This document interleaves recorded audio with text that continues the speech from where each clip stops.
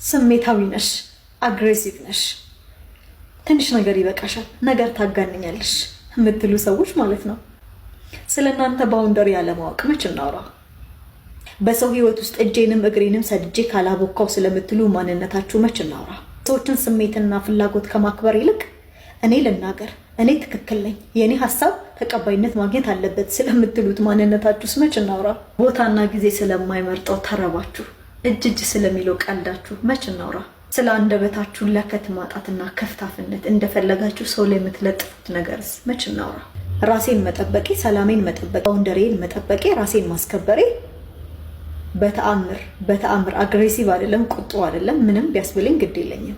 የሰዎችን ባውንደሪና ክብር ገፍታችሁ ጥሼ ካልገባው ትሉና አላስጥስ ስንላችሁ አግሬሲቭ፣ አትንኩኝ ባይ፣ እጃችንን ለመጠምዘዝ ይሄ ሁሉ ማለት ነው። ስለዚህ የእኛ ስሜታዊነት ወደ ጎን ተዉትና እኔ ማን ነኝ?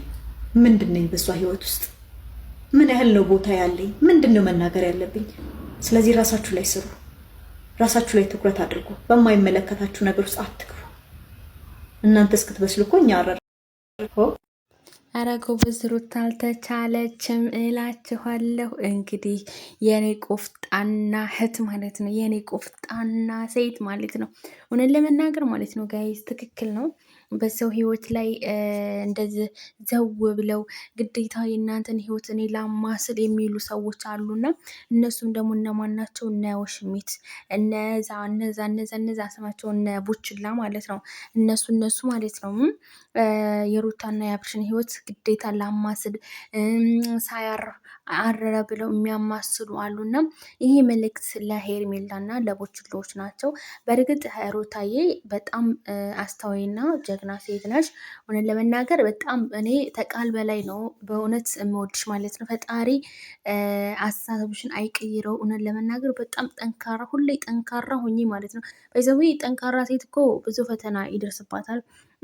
እሷ ደግሞ ማለት ነው እነው ሽሜት እነዛ ደግሞ እነብዛ ቡችሎች ምናምን ይሄ መልእክት በእርግጥ ይደርሳቸዋል ብዬ ተስፋ አደርጋለሁ። ለምን ይሄ ምክር ለራሳቸው ነው። ለምን እነሱ የሚያቆሽሹት እነሱ የሚሰሩ ስራ ምንም አይታያቸውም። አንቺ በቃ የምትኮሳተሪው አንቺ የምትሰሪው ስራ ምናምን በቃ ያንቺ ነው የሚታየው እንጂ የእነሱ አይታያቸውም ማለት ነው። ስለዚህ ሩታ ሀብቴ ሄጄበት ማለት ነው። ማንንም እንዳሰሚ እርገጫቸው ማለት ነው። በጥፊ በያቸው ማለት ነው። ማንንም ማለት ነው። እሺ እህቴዋ ማለት ነው። ሆነን ለመናገር ማለት ነው ያንቺን ስሜት ማንም አይረዳም። ግን ያንቺን ስሜት ሴት ለሴት ይረዳል ይባል ነበር። ግን ሴቱ ራሱ በሙሉ ለራስ ነው ጥቅሙ ማለት ነው። በጣም ያሳስባል ማለት ነው። ሁሉ ነገር ማለት ነው። በጣም ነው የሚገርመው ማለት ነው። እና ውዶችዬ ሰላም አላልኳችሁም ለካ። አሰላሙ አለይኩም። ሰላም እንዴት ናችሁ? ደህና ናችሁ? ባላችሁበት ሰላማችሁ ዝትርፍ በልልኝ። ለዚህ ቤት አዲስ ከሆናችሁ ላይክ፣ ሼር፣ ሰብስክራይብ እያደረጋችሁ ቤተሰብ ሆናለሁ።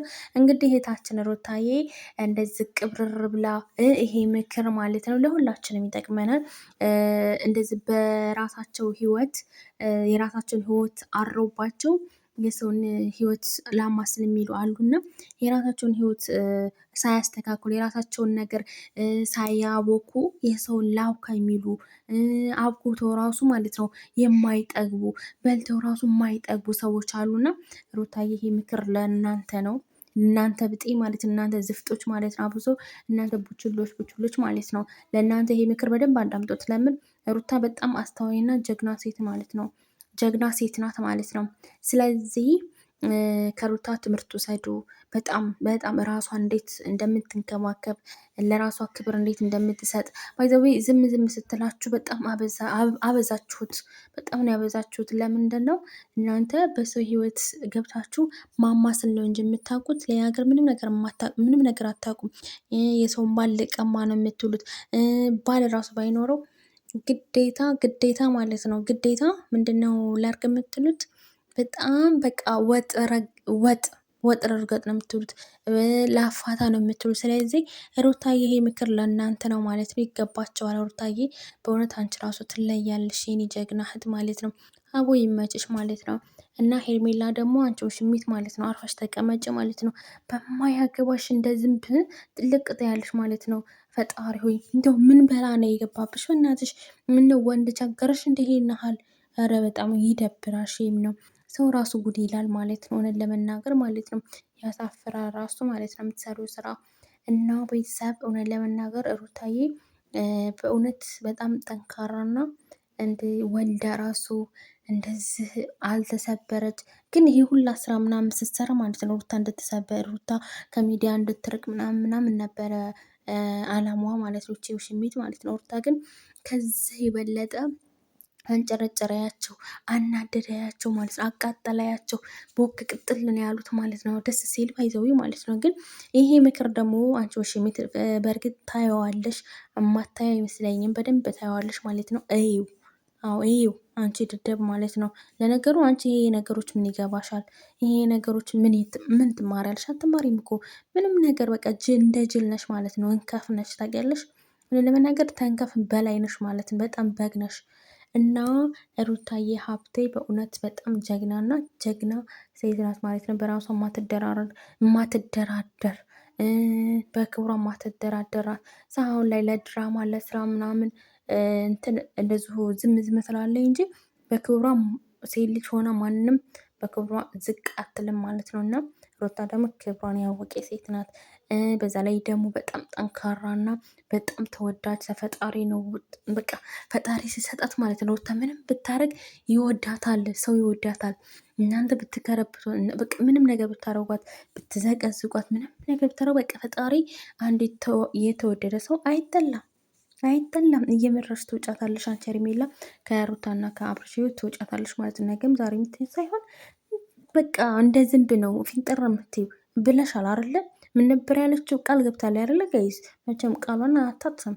እንደ አብርሽ ተመረጠ አንቺን እኔን ድራሻችሁ አጠገባቸው ራሱ አልደርስም፣ እንደ ዝንብ ነው ፍንጥር የምለው ብላለች። ስለዚህ ሩታዬም ነግራታል። እንደ ዝንብ ነው ፍንጥር የምትይው፣ እንደ ዝንብ አጠገቤ እንዳላይሽ፣ የረገጥሽበት ለምለም ራሱ እንዳይኖር ነው ያለቻ። ስለዚህ ታጠገቧ ራቅ በይ አንቺ ውሽሚት ማለት ነው። ሩታዬ አንድ ነገር እንዳታረጊያት አንቺ እብድ እኮ ነሽ። ነገሩ እብድ ሰው እኮ እኔ አላምነውም ማለት ነው። እና ውድ ቤተሰቦቼ እውነት ለመናገር የሰው ልጅ ሆኖ እንጃ ይሆናል አይደለም፣ ራሱን የሚያስከብር ጀግና ነው። ራሱን የሚከባከብ ጀግና ነው። ግን ስለሰው የሚያወራ ስለሰው ቅርጅ ልበሰው ይባላል ጋይዝ ማለት ነው። እና የሰው ህይወት ገብቶ የሚያመሳስል ምናምን በጣም ይሄ ሼም ነው። ያስጠላል፣ ይደብራል። በጣም ነው የሚቀፋው ማለት ነው። በጣም ነው የሚያስጠላው ማለት ነው። ሀቂቃ ማለት ነው። ለምን ሰው ልጅ ይለያል የሰውን ማንነት ማለት ነው። በሰው ህይወት አትገባም። የራሷ ህይወት ነው። እንደፈለጋት በባርቅ በባሏ ማንም አይከለክላትም። ግን እናንተ ደግሞ በሰዎች ስትገቡ አታፍሩም?